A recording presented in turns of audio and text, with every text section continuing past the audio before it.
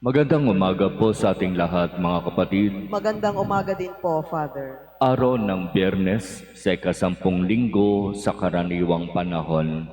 Magandang simulan ang pagninilay sa pamamagitan ng narinig natin mula sa unang pagbasa hango sa unang aklat ng mga hari. Dito, itinuturo sa atin kung ano ang tamang disposisyon ng pagharap sa Diyos. Kasi dito sa karanasan ni Propeta Elias, meron siyang iba't ibang naging pamamaraan kung papaanong hahanapin niya ang Diyos. Kasi para bang malinaw sa kanya na gustong makipag-usap ng Diyos sa kanya. Kaya para kay Elias, makikipag-usap ang Diyos sa kanya, kaya hahanapin niya, aalamin niya kung saan nandoroon ang Diyos. Sabi ng unang pagbasa, humangin ng malakas. Inakala ni Elias na nandoroon ang Diyos, pero wala sa hangin ang Diyos. Lumindol ng malakas. Hinanap ni Elias ang Diyos doon sa malakas na paglindol, pero wala doon ang Diyos.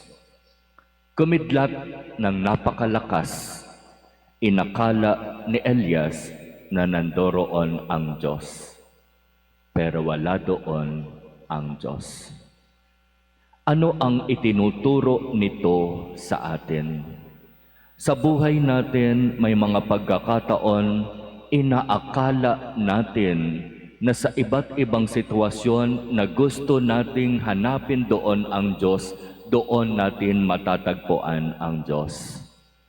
May mga pagkakataon sa buhay natin na para bang ikinakahon natin ang Diyos. Dapat dito sa kahon na ito, makikita ko, makakausap ko, at mararanasan ko ang Diyos. At hindi sa ibang pagkakataon o sa ibang sitwasyon. Dapat nandirito lamang siya sa kahon na ito. Hindi natin pwedeng ikahon ang Diyos. Hindi natin pwedeng bigyan ng limitation ang kung papaano dapat kumilos ang Diyos sa buhay natin. Sa karanasan ni Elias, nung siya'y nagsimulang manahimik, nung siya'y nagsimulang maupo, sa pananahimik, nagsalita ang Diyos. Ibig sabihin, masyado tayong nagpapakaabala sa maraming bagay. Hinahanap natin ang Diyos sa iba't ibang sitwasyon sa ating buhay. Pero sabi ng karanasan ni Propeta Elias, isa lang naman talaga ang mahalaga. Maupo, manahimik, magnilay. At doon mararanasan ang presensya ng Diyos. Itong nangyaring ito kay Propeta Elias, na siya ay naupo, nanahimik, at nagnilay, ang tinatawag nating tamang pamamaraan ng pagdarasal.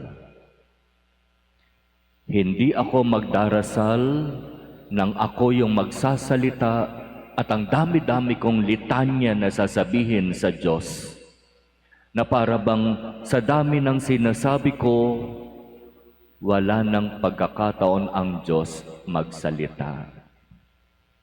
Sa pananalangin, kinakailangan nating manahimik, mag-focus, makinig, sapagkat sa katahimikan, magsasalita ang Diyos.